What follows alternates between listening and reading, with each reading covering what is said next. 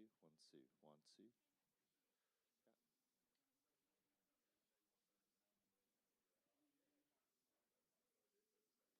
Yeah. Mic check, mic check.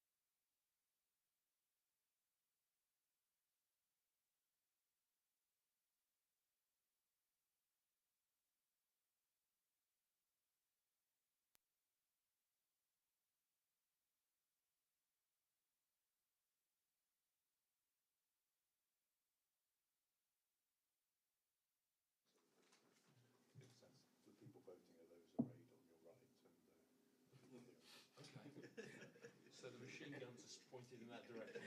All right. I thought just keep gazing out the window again.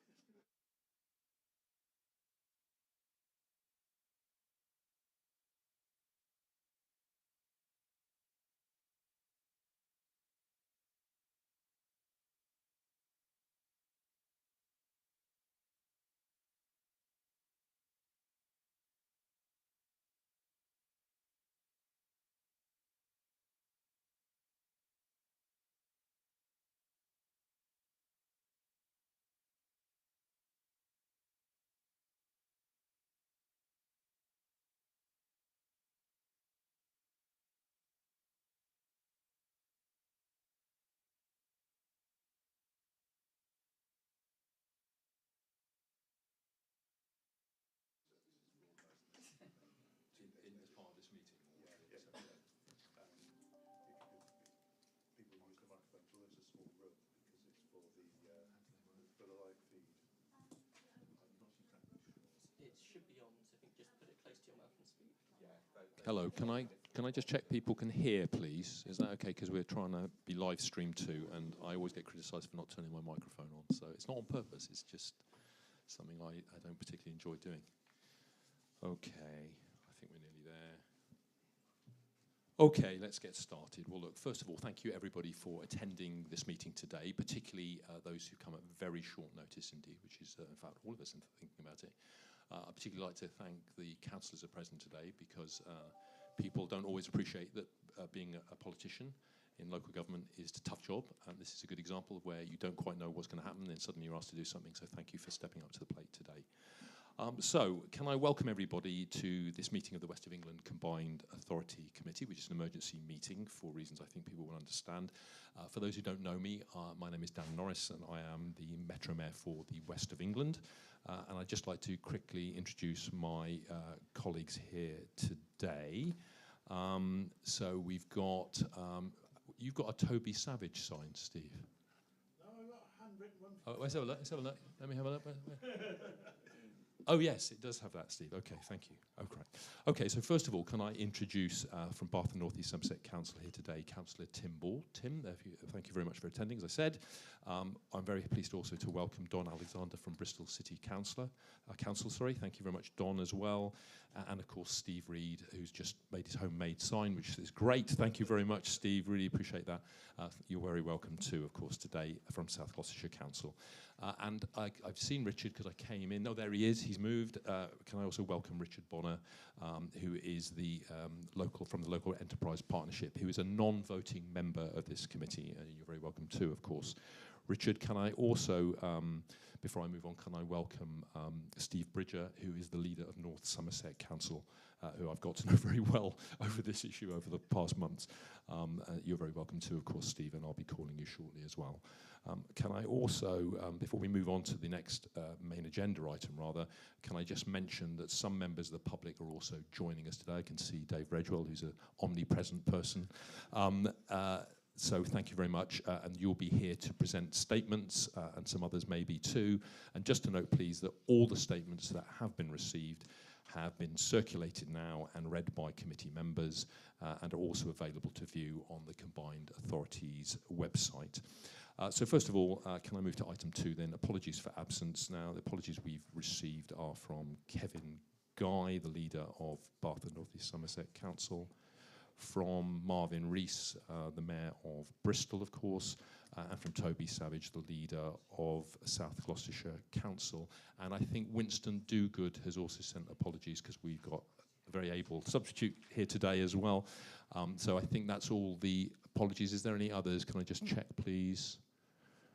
Okay. And then, before I move on to talk about declarations of interest, can I just thank Democratic Services for organising this event at very short notice. That's not an easy task at the best of times, particularly impressive in the circumstances, so thank you. And can I also remind everybody, including myself, to use microphones when you speak, if at all possible, please, as it allows people who are streaming in to hear what we're saying. Okay, the next item is item 3, declarations of interest. Do any members have any interest to declare? Okay, thank you. No, none received. Item 4 is the Chair's announcements. I have no announcements today, thank you. Item 5 is items from the public, which is up to 30 minutes in total duration. And I'm just trying to work out how many questions. Do we know how many questions were submitted, if any, for this meeting, please? 2 questions were submitted. Okay, 2 questions have been submitted, I am told, and details have been circulated with written answers being sent to the questioners as soon as possible, and they will be published on the website of the Combined Authority alongside the agenda papers. Statements. How many statements have we received today? Just remind me. We received 2 up to 5 o'clock yesterday, and there was 1 that came in a little later, which you have used your discretion to allow, sir. So 3 in total. Okay, so it's in total 3, so thank you for that, for updating me to the latest position in case I'd missed any. Okay, so up to 3 minutes per statement will be permitted today, as is our usual practice, and I'd be grateful if the individuals could please summarise their points they wish to make. David, please note, you get so much in, and you're very skilled at not leaving a gap, so I can't intervene very easily. It's a great skill. I wish I knew how to do it. I'm watching you to see how you manage to do it so well. So anyway, if you could summarise your points, as I said, please. We have read all those statements in any event, as you heard earlier, and they will also be published on the Combined Authorities website.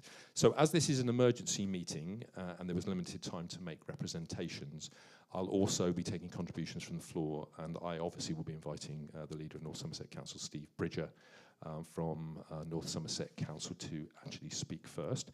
So I'm going to call the speakers in turn. Okay, so what I'm going to do, Steve, is if it's okay with you, if you wish to speak later, I'm happy to do that because I haven't had a chance to quickly say what I was doing. I'm literally flying along as I go. Would you like to speak now, as obviously you and I have been working very hard on this? Could you use your mic? I'm afraid it's one of those situations where it's like, you could sing My Way, but I don't recommend it. Thank you. Thank you, Chair. Thank you, Dan. Is that coming through? I didn't want to say too much, obviously, because non-voting member of this committee. But I just wanted to thank the Metro Mayor. Thank you, Dan, first of all for calling this meeting, this extraordinary meeting, to discuss what is an incredibly important important project for North Somerset in particular. It's a staggeringly complex project. It always was a staggeringly complex project when it was first mooted back in the day. It's become more complex given what we were experiencing the last couple of years. The initial budget, obviously, projected budget of 116 million was secured back in 2017. So that's a long time ago. Hence the need for the kind of meeting we've got this afternoon.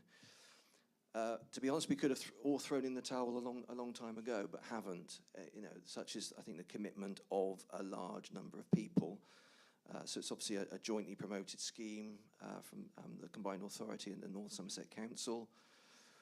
It's been a big month so far. In that North Somerset Council, we committed a further 10 million at a full meeting of full council on the 12th of July. And finally, recently we received a letter from Department for Transport agreeing to commit a further 15.5 or so million pounds. So, I mean, without predetermining the discussion this afternoon, I just wanted to offer thanks, to everyone. Thank you to the Combined Authority, to Dan. Thank you particularly to the officers, both at North Somerset Council, for the work that they've done so far, and at WECA. An unbelievable amount of work has gone into this. The people are extraordinarily committed to this project. Lots of partners involved too, of course, not least Network Rail and, of course, Department for Transport, all working incredibly closely together. So lots of people to thank, really, to getting us this far. And obviously, I'm hopeful that the discussion today will be positive. And if it is, it's a big moment in this project. So that's all I really wanted to say, Chair, for the moment. Thank you very much indeed, Steve. Appreciate that. Okay, I'm going to call some speakers now in turn. Is Christine Biggs here, please? Christine. Hello, Christine. So you've got 3 minutes. I'll be flexible, so if you go a bit over, don't worry. Someone might mention that the 3-minute time has come up. Carry on if you need to, it's okay. Okay, Christine, over to you. Thank you. I'm representing the Friends of Suburban Bristol Railways here. You may have seen that we held an event fairly recently at Pill where we gathered all the people who supported, and you hopefully, at the last meeting, we put in a statement summarising all that support. Today, I'm here to comment on the revised terms. So we note that no station building at Portishead. We note 3 cars, long platform rather than 5. And we note a note about saving money on the conversion of the track from freight standards to passenger. And most of all, we note that the DFT want to take over client status here. So these are all kind of imponderables. Obviously, it'd be lovely to have a station building, but equally, I guess a station building incurs all sorts of charges going forwards in terms of rent and personnel. Severn Beach does perfectly well without a proper building. They've got, as long as you've got shelter to shelter you from the rain and wind, the main thing is the service. So in our statement, we're very keen to address DFT at this point and say, yes, we appreciate your bailing us out, we appreciate your stepping in, but we just hope they're not going to asset strip and behave as if it's a sort of hostile takeover at this point. So we want them to honour the idea of an hourly service during the day, and especially the idea of sending trains down in the morning so we get a 45-minute frequency, because that's going to be key for getting people out of Portishead into work and the other direction. So Dr. Fox obviously done an awful lot of work on this, and he's keen to stress that people want to travel to Portishead because there's a huge amount of work there. So yes, we do welcome it. We really want to pick up a relationship with DFT. I'm sure you will. We want to know how this will work in practice, what exactly it means for the track renewal, that it won't be too much skimping. We don't want problems arising further down the train. We certainly don't want DFT deciding later that they're not going to deliver a service that will make sense. But yes, we'd much rather this went ahead than not. We recognise all the work, and it's really good to get there with our fingernails in this cliff and pull ourselves into a situation where we're taking people off the roads, out of that junction on the M5, which is a complete nightmare, as everyone knows, and let's pave the way for other projects like this. And I'm hoping with the DFT involved, they will see the benefit of having rail projects like this, and they'll encourage other projects around the country. So let's make this really work. Let's make sure the ridership is healthy from the start. We will do our part to promote the line, encourage people to use the train, and let's make this work. Thank you. Thank you very much indeed, Christina. You made some very good points. The important thing is we're going to try and get it over the line, metaphorically and literally now, so let's hope we can do that. Okay, now I think David Redgewell is next. The one and only David. Remember what I just said? Yeah, thank you. Thank you. Rail Futures. Just wanted to say, really, I don't think Portishead is a fair comparison with Severn Beach. Severn Beach is a small village not on the coast, really. Sorry, it's a small village on the coast, and we're talking about a large town. And I think we've got to have some METROWEST design standards, and I think the DFT allowing the removal of buildings in a town the size of Portishead is, quite frankly, not really acceptable. We're going to go with it, but I would hate to think that we would then remove buildings at Filton North with the arena, or we'd remove buildings at Henbury. I think that I fought the DFT. I might have the scars in my back if they're sitting in the room. Sorry, guys. Over Keynsham, where they didn't want to put shelters in, and it took us a long time to force them to put a lot of expensive shelters at Keynsham and Summerhill Station.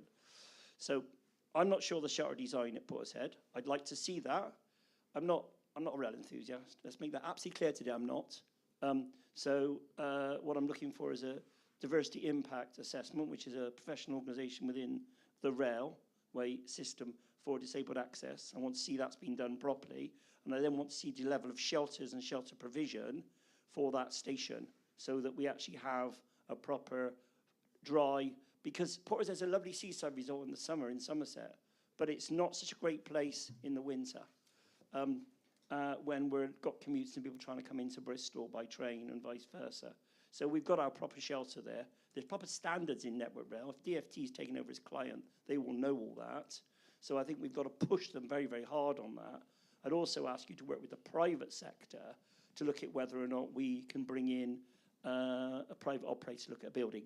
Now, there is, you know, we should be, as North Somerset Council, be able to look at cafe operators, people who could bring in a kiosk, and with that, we get toilets. But no work's been done and no consultation on the redesign of the station by Network Rail, or I stress this, by Network Rail or by WECA today, or North Somerset. So I'd ask for some constant discussion. We can live with shorter platforms because we can throw extra extensions to platforms, and I've been involved in the IET project with that. That doesn't worry me at all. What does worry me is making sure we get proper bus rail integration in design standard. So if we're going to put the commitments to the integration at Portishead, buses into Clevedon, and that's got to remain, that can't be removed as cost cutting. Because WECA is an authority and it's got to lay standards like the West Midlands Mayor, like Andy Burnham. Andy Burnham wouldn't take cost cutting and say, I'm taking out shelters, or I'm taking out bus stops, or I'm taking out interchanges. We must have a standard for the West of England Rail Combined Authority, and when North Somerset joins that will help us as well. But we've got to have a standard how we plan the transport interchange. And then, of course, finally, we don't have accessibility at Bedminster and Parsons Street, which is a point made by Bristol Disability Equalities Forum, which advises you, Mr. Mayor, as we've come and met your officers a lot to talk about this. We need to force those access for all bids through with Network Rail. They're stalled. And I met Steve Montgomery, the head of UK Rail, and the Rail Delivery Group yesterday, and we talked about how we're stalled. And we've got to bring Bedminster and Parsons Street up to standards where disabled people can simply get on the train, a basic human right in the West of England. So those are the points. And of course, we'll meet here today. I don't think they're here. But if Ashton Gate Stadium was with us today, they'd be saying to us, they want a platform over there, and they want an interchange with the buses over there. So I would hope that Marvin Rees, I believe, has actually, and Don can say, has actually secured land over there, part of a planning committee for a new station.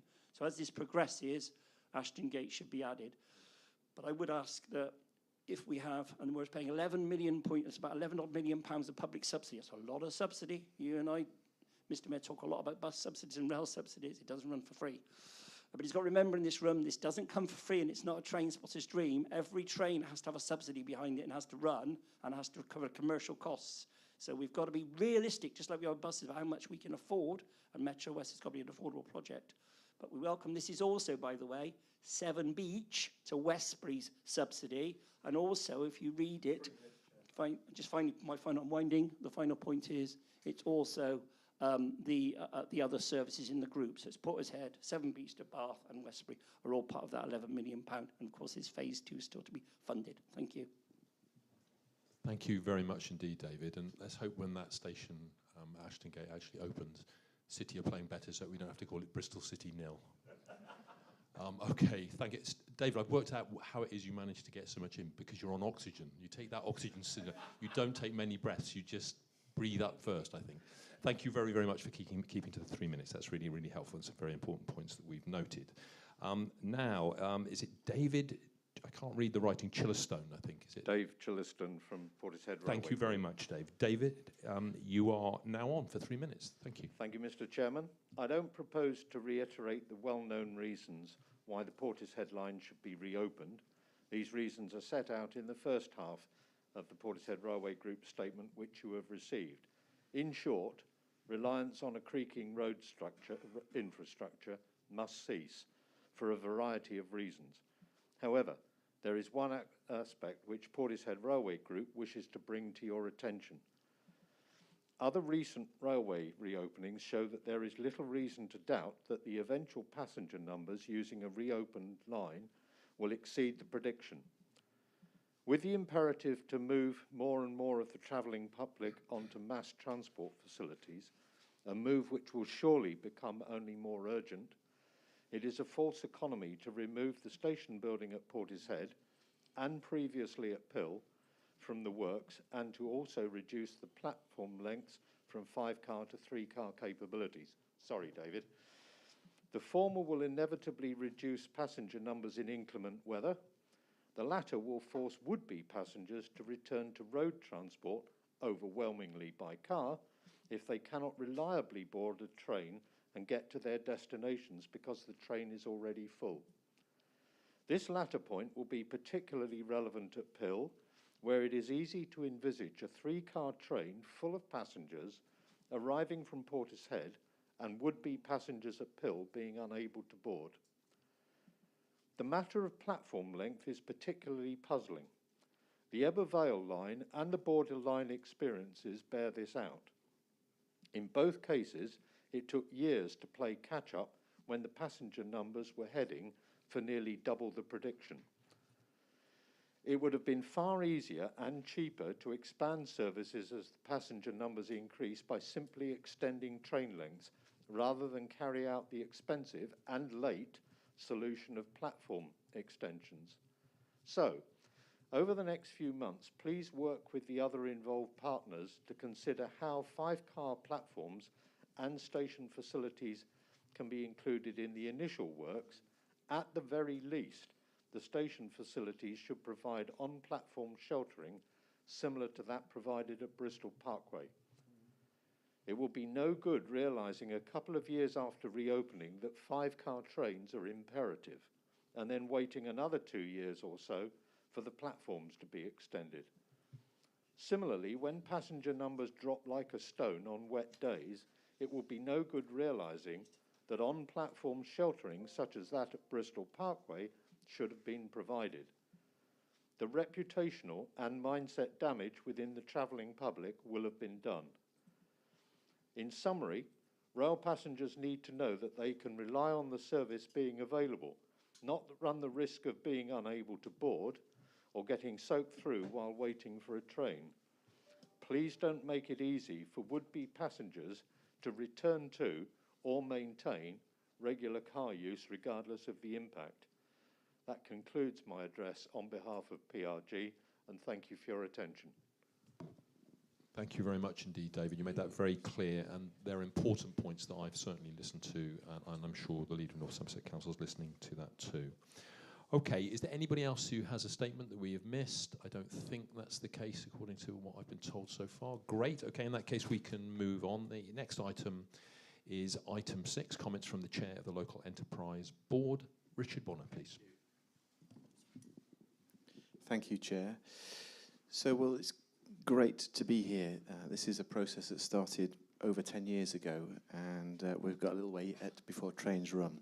So we're pleased to see that the opportunity to actually move to the delivery of the reopening of the Portishead line is before us, and we are really pleased to see that both DFT and North Somerset have consented to put those additional funds together. The actual documentation in the papers make it very clear as to why it's really important, both in terms of reducing the traffic interchange and the congestion on the M5, the ability to decarbonise our transport system, which is so important, and of course the accessibility between Portishead and Bristol and stops in between, that both connect people to housing and also connect people to jobs. I think actually when you look at what this investment delivers alongside schemes that we've had already through the first phase of METROWEST, we are moving in the right direction towards starting to build a system across the west of England that joins up our strategic priorities. I would note comments made from the floor actually that whilst we have to be pragmatic at this stage in terms of delivering a solution that allows trains to run, I hope that the engineers and the promoters are going to give some thought to preserving the flexibility for future business cases to unlock extensions of service station length, platform lengths and additional facilities in due course. I think, as I said at the start, when you look at how long these programs take to deliver, and you look at the benefits we've recently had with our CRSTS settlement, it reminds me just how important it is that we continue to plan our long-term thinking. I'd be really keen to see us start to bring forwards our ambitions for the next 10 to 15 years so that we are ready to make the case for CRSTS 2 and 3 and beyond. And I think if we can start to look at those long-term timetables, that really helps us to deliver both the housing growth that we need, the mass transit, if you want to call it that, but the integrated transport system across our against our core routes. And it also allows us to bring forwards all the other ancillary long-term investment that we need in place, things like flood defence and what have you. So this is a great stage. It just reminds us how long we need to plan to deliver the huge infrastructure that's needed to make the region successful. Thank you. Thank you very much indeed, Richard. Okay, the next item is comments from the Chair of the Overview and Scrutiny Committee. As we know, Winston Dogood is not here today, sends his apologies, but we've got his very able substitute, Deputy Hugh James. Hugh. Brilliant. Firstly, my apologies from Winston Dogood. He's asked me to deputise for this meeting. Whilst Scrutiny haven't specifically been given these plans for oversight yet due to the urgency, we have been consistent in our comments and our ongoing oversight of this, and Winston's made sure to inform me on this, so I'll be able to give some good feedback. The West of England Joint Scrutiny have been consistently supportive of the Portishead Line project.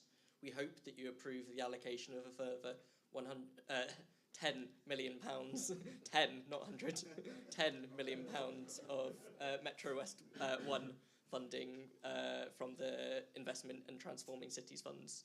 We recognise the financial burden and uncertainties of this project, but welcome this tripartite agreement between the Department of Transport, North Somerset Council and Little Mine Authority, particularly the willingness of the Department of Transport to act as a guarantor for the future slippage and inflation costs upon approval for the final business case.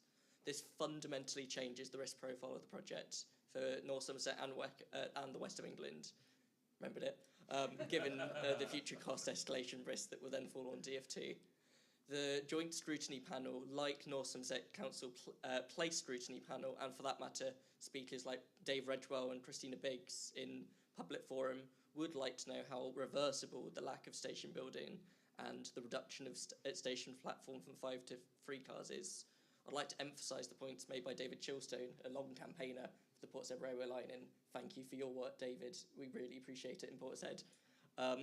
Although we are satisfied that in the event that there is a need for 5-car length that whilst 5-car length platforms aren't delivered, that doesn't necessarily mean that they can't be 5-car trains. It's quite common for 5-car trains to operate in 3-car stations, and that there's both scope for the item, and we're happy to hear there's scope for these items to be added at a later date. This isn't a no-go point for future upgrades. Councillors have also supported the idea of using public-private partnership, if possible, to provide station facilities, if this can help fund the facilities in the future with some partner, like, for instance, Sainsbury's, who are nearby, or a local cafe chain. Work is currently being done on the wider Wyndham Way study area in Portishead to explore multimodal transport around the heart of Portishead, where the new railway station will feed in. This is something that the Scrutiny Commission have been highly supportive of in the past, so any multimodal hub that we can make from this would be wonderful. I'm so glad to hear from the project officer, James Wilcox, who has and continues to do a tremendous job in managing this project for the council, North Somerset Council, that this line will be fully wheelchair accessible. North Somerset and the wider Somerset area have been amongst the least accessible areas for stations in the UK in the past, so it's much needed. The location of this meeting here in Ashton Court was not missed on the Scrutiny Commission. We look forward to one day being able to get the station to Ashton Gate, but although that's not in these plans, perhaps in the future, in any future railway settlement, it could be. Finally, would like to highlight how this project shows the strength of the West of England partnership.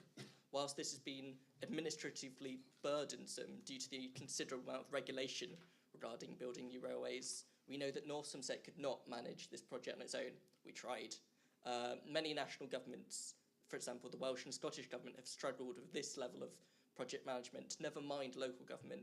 This is one of the finest hours in the West of England Combined Authority. We see Bristol, North East Somerset, South Gloss and the Metro Mayor working together, being advocates for the region, drawing in funding and dealing with sometimes hard to deal with parts of national government.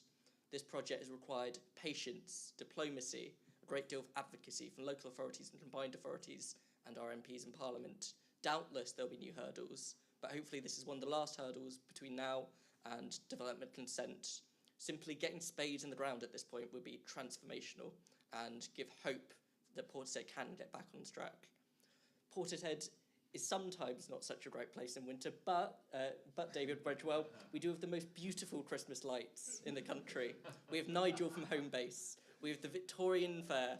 So I do hope to see you visit when we have a train station in the winter. Thank you very much indeed, Hugh. That was excellent. And I think we should ask David to turn the lights on in Portishead at Christmas, especially based on his comments. Okay, well, let's move to the main item on the agenda today, item 9, METROWEST 1, the Portishead line. Well, firstly, I'm obviously delighted that we have some good news on the Bristol to Portishead railway line at last, after some twists and turns, not just during my tenure as Mayor of the West of England, but to my predecessor too.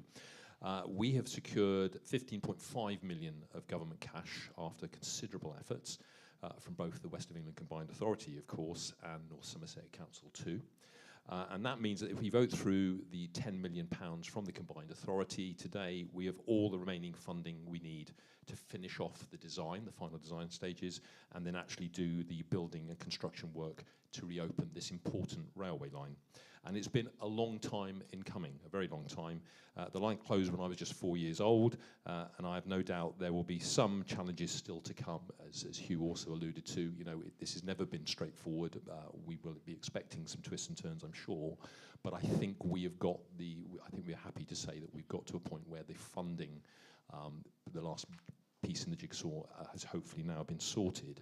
But we're also acutely aware that there's rampant inflation when it comes to transport. So I am determined, and I know Steve Bridger is too, that we get the project going as quickly as possible. We make things happen in case we get inflation eating away at what we've already allocated, which I just want to say hasn't been easy. North Somerset and the Combined Authority can't just find these kinds of 10 millions here, there and everywhere. There were very tough negotiations that went on with the government. There's a bit of brinkmanship, I think is fair to say, Steve, in that process. But in the end, we have got to filling that gap, and that's very, very important. But this could be an historic milestone. We will wait to see. We've been here before. We've got to make sure that this now happens and work really hard. So what I'd like to do is particularly thank my staff in the Combined Authority, the transport staff. I want to thank my excellent Chief Executive, Patricia Greer, for her efforts for many a year, actually, behind the scenes, using diplomacy and subtle negotiations to get this over the line. It has been tough, and I take my hat off to what you've done, Patricia. It's been very, very good indeed, and I'm really happy to be here to be able to put this forward and hopefully get it voted through. Can I also thank my predecessor, Tim Bowles, because this isn't a project that I started, and I want to be very straight about that. Tim did a lot of work too, and worked on this, so well done to him. And I'd also like to thank the MPs in the North Somerset area, particularly Liam Fox, who obviously I know from my time as an MP too, where we've had very candid and close cooperation, which has been necessary actually to get this over the line. So we've all had to pull together, and no doubt we may have to do that again if anything else comes up, but I'm happy at where we're at today. So in that case, I'd like to formally move the recommendation as set out in the report. I think, Don, you're going to second that. Is that right, Don? I'm happy. Thank you very much indeed. So Don has seconded it. Would you like to speak now, Don, or later? Be very happy to. Thank you. Thank you, Dan. Bristol welcomes this report and the additional investment. Today's decision is a huge step towards opening the Portishead to Bristol railway line. The railway line will provide fast links for people in South Bristol to Portishead and back. It's an important part of helping us reach our ambitious net zero targets. As part of METROWEST Phase 1B, Portishead Rail is one of the key schemes that will transform travel in our region to being greener and give people access to jobs and sustainable economic growth. All parties can see the benefit of getting this project delivered. It will enable passenger service to use the currently freight-only branch line, and this will open up opportunities to deliver Ashton Gate Station. The international and economic situation mean that the cost for projects like these is spiralling, so it is welcome that the DfT has agreed to take on future cost risk for the project.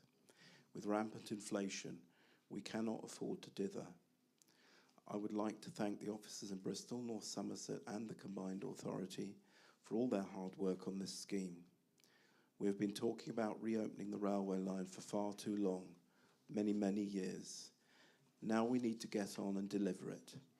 There may well be some twists and turns yet to come, as you've referred to, Dan, but this is a significant step forwards towards achieving our ambition. While the railway line is not expected to reopen until December 2024, the public can now be confident that the project will be delivered. Thank you very much indeed, Don. Do any other members wish to speak to this, please? I think you're first, Steve. Thank you, Steve. Yeah, thank you, Dan. We've all waited a long time for this scheme to begin to come to fruition. This paper allows another hurdle to be overcome. South Gloucestershire Council support the reopening of the Portishead line and see it as further driving down car dependency whilst not penalising car ownership. We are all working to provide sustainable means of transport and meet our carbon neutrality goals. Whilst this paper is specifically about METROWEST 1 Portishead line, we must not lose sight of our future goals of METROWEST 2 and stations adjacent to the development underway at the old Filton airfield. Otherwise, congestion will rear its ugly head in that area. I am pleased to see that the DfT have stepped forward to financially support the scheme. This project, alongside METROWEST Phase 2, form part of a rail programme that is in development, and as such, we do need to be also thinking about Phase 2 at this point.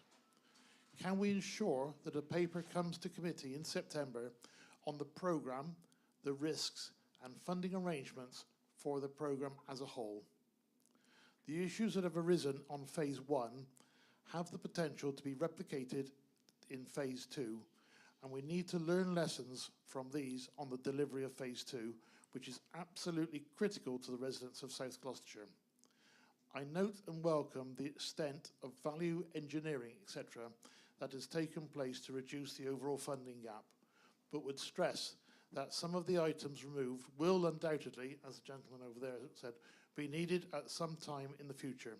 So I suggest that whilst removal from this scheme is prudent, the land that would have been used should have some form of safeguarding provision. I would like to thank WECA officers for all their hard work in getting to this stage, and I'm happy to support the recommendation. Thank you, Chair. Thank you, Stephen. I know you meant west of England there, didn't you? Okay. Right, thank you very much. Well, now, in that case, thank you for all your comments. Sorry, Tim. I'm so sorry. Tim, of course, please come and say what you need to say. Apologies. Yes, thank you very much. My excitement, I was pushing on. Sorry. You were trying to press on too quickly. We won't be long. Yes, Bath and Norby Somerset are supporting this particular project. It's a shame the line was ever closed in the first place. Yeah. Can I welcome Hugh's speech as well, because he made an excellent speech, trying to extra 90 million out of us. didn't quite work, Hugh. We caught you on very quickly. But sorry, is that better? That's great. Apologies. Yes, my father used to be a steam engine driver and regularly drove steam engines out of Portishead many, many years ago. And I'm sure he'd be delighted today, he's still alive, that the line's been reopened. As someone who uses Portishead Lido at least once a year, it'd be very pleasant to catch a train to Portishead again before I get too old to be able to use it again. This is a very important issue. We actually get the actual rail network back together. It's part of the mass transit network we all need to reduce pollution across the whole area, which is significantly getting higher and higher. So we are happy to support this item. We're happy to support Ashton Gate Station when it arrives. And we remind you as well that Bath and Norby Somerset requirement of a Saltwood Station and a requirement of a station at Corsham later on. Thank you very much. Thank you very much, Tim, and apologies again for in my excitement missing you. Thank you for that. Okay, thank you for all your comments. I'll now move to the vote. Could those in favour please show now? Okay, that's carried unanimously. Thank you very much indeed. In that case, can I thank everybody for their attendance today? I hope this will be an historic meeting. I'm quietly confident, but you never know. So anyway, having brought the Portishead line home to Ashton Gate, let's hope that the England women's football team can do the same on Sunday. So thank you, everybody, for attending. Good to see you. Thanks for all the contributions, and particular thanks to all those who've had to work so hard to be here at such short notice, including our journalist colleague as well, because they have a tough time too. They have to move quickly at short notice. Thank you, everybody. See you again soon.